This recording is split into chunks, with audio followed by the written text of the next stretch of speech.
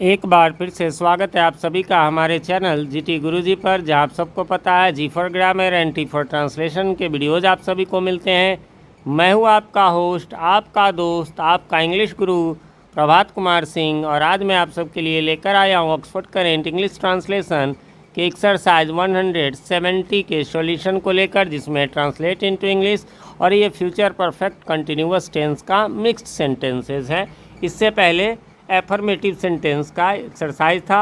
यदि आपने उसे नहीं देखा है तो उसका लिंक अभी आपको ऊपर आई बटन में नज़र आ रहा होगा, वहाँ से क्लिक करके एक्सरसाइज 176 का वीडियो आप देख सकते हैं। चलिए तो इस एक्सरसाइज को जानते हैं। इसमें फ्यूचर परफेक्ट का सबसे पहले आप स्ट्रक्चर पर गौर करेंगे। सबसे पहले सब्जेक्ट होता है, यानी यू, ही, राम, श्याम जो भी है। उसके बाद विल या शैल, आप सबको पता होगा आई और वी के साथ शैल नॉर्मली, और बाकी सबके साथ विल लगता है। फिर उसके बाद जो है, यदि नॉट है तो नॉट। उसके बाद आपको हैव, उसके बाद सब में बीन, सब में हैव, सब में बीन, और सब में भी फोर है ना, आईएनजी वाला रूप। और उसके अलावा जो बच जाए तो वो लगेगा। एक और बात इसमें यह है कि जहाँ से लगा रहे हैं ना, से, जैसे कि 2020 ईस्वी से, तो आप सबको मैंने पिछले एक्सरसाइज में बताया था, फिर भी थोड़ा सा मैं एक्सप्लेन कर दूं कि जैसे हम लोग फॉर का प्रयोग होता है और पहले हम लोग प्रेजेंट और पास्ट में सिंस का प्रयोग करते थे, तो जहाँ सिंस का प्रयोग करते थे वहाँ फ्यूचर में फ्रॉम का प्रयोग होता है।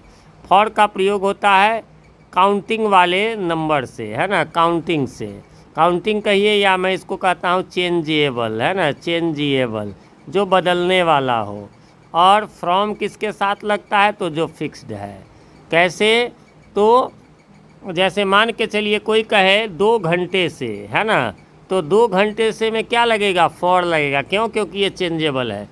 1 घंटे बाद क्या कहेगा कि 3 घंटे से, 2 घंटे बाद क्या कहेगा 4 घंटे से। लेकिन मैं कहूँ कि कोई काम 2 बजे से हो रहा है, तो वो 2 बजे से क्या हो जाएगा, फिक्स हो जाएगा। अब ये फ्रॉम लगेगा, है ना। अभी भी कहेंगे 2 बजे से, 1 घंटे बाद भी 2 बजे से, 2 घंटे बाद भी 2 बजे से।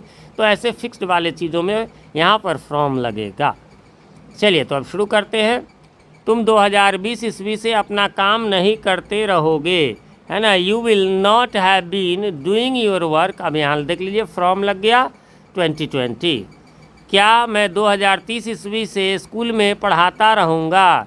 शैल I have been teaching in the school from 2030। तो जहाँ जहाँ सिंस हमने लगाया प्रेजेंट पास्ट में, वहाँ वहाँ फ्रॉम लगाना है। क्या कुत्ते रात भर नहीं भूखते रहेंगे। Will the dogs not have been barking, है ना, सब में वही। अब क्या लग गया, तो वही जो स्ट्रक्चर बताया था, विल शैल पहले कर देंगे, बाकी सब वही रहेगा। सब्जेक्ट है, नॉट लगना है तो नॉट लगा, हैव लगा, बीन लगा, आईएनजी लगा, और बाकी उसके बाद जो कुछ भी है सो, और लास्ट में जो है वही फॉर सिंस करके फॉर द होल नाइट आपके बुक में ही दिया गया है। क्या सीता सुबह से गाना नहीं गाती रह गई। Will Sita not have been singing a song from morning. Morning भी फिक्स्ड में आएगा, है ना। ये भी जो है आपको दिन का कोई भाग हो या जीवन का कोई भाग हो, बचपन से जवानी से हो या सुबह से दोपहर से शाम से, इसमें भी फ्रॉम ही लगेगा। ये भी फिक्स्ड की श्रेणी में ही आता है।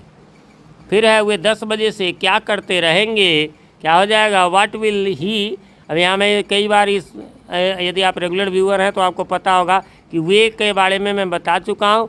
जहाँ वे लोग रहे वहाँ तो क्लियर है, और केवल वे रहे तो इसका मतलब वे एक भी हो सकता है और अधिक भी हो सकता है। एक कैसे, तो आदर सूचक वाक्यों में हम लोग वे का बहुवचन का प्रयोग करते हैं। जैसे वे एक शिक्षक हैं, वे मेरे पिताजी हैं। ऐसे तो होना चाहिए वह मेरा पिताजी है, लेकिन आपने सुना भी नहीं होगा, ये गलत है। पिताजी एक ही है, फिर भी हम बहुवचन का प्रयोग करेंगे, वे मेरे पिताजी हैं। ठीक है, तो इसी प्रकार यहाँ क्लियर नहीं है तो एक आदमी भी हो सकते हैं, तो इसलिए मैंने जो है वो आपको दोनों दे दिया है यहाँ पर, है ना। व्हाट विल ही या they have been doing from 10 o'clock। क्या हम लोग आगामी मंगलवार से परीक्षा की तैयारी नहीं करते रहेंगे। Shall we not have been preparing for the examination from Tuesday next, या नेक्स्ट ट्यूसडे, आगामी मतलब नेक्स्ट। आगे बढ़ेंगे। क्या तुम्हारी पत्नी वर्षों से तुम्हारा इंतज़ार नहीं करती रहेगी। Will your wife not have been waiting for you for years. आप इसे 4 दिनों से क्यों करते रहेंगे। Why will you have been doing this for 4 days। वह कैसे इस काम को करने के लिए आगामी मंगलवार से कोशिश करता रहेगा। How will he have been trying to do this work from Tuesday next. आगे बढ़ेंगे। तुम 4 दिनों से होटल में क्यों ठहरी रहोगी? Why will you have been staying at, stay के साथ एट लगेगा, है ना, स्टेइंग एट द होटल, और ये गिनती वाला है 4 डेज 5 डेज हो जाएगा, इसलिए इसमें फॉर लगेगा फॉर 4 डेज। वे लोग देश की सेवा वर्षों से नहीं करते रहेंगे। They will not have been serving the country for years.